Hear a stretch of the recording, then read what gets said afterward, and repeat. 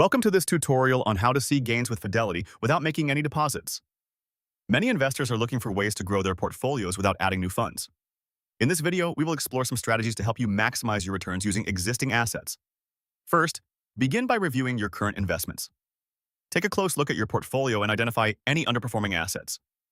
These could be stocks or funds that are not meeting your expectations. Consider reallocating those funds to higher performing investments within the Fidelity platform. This can help you increase your returns without needing to add new money. Next, consider taking advantage of dividend reinvestment options. If you already own dividend-paying stocks or mutual funds, setting up a dividend reinvestment plan can help your investment grow over time. Instead of receiving cash dividends, those funds will be automatically reinvested into more shares of the stock or fund, compounding your gains. Lastly, stay informed about the market and specific companies in your portfolio. Regularly reviewing financial news, company earnings reports, and market trends can help you make informed decisions. Knowing when to sell or hold can be the difference in seeing gains without any further deposits. By actively managing your investments and leveraging Fidelity's tools, you can maximize your returns effectively.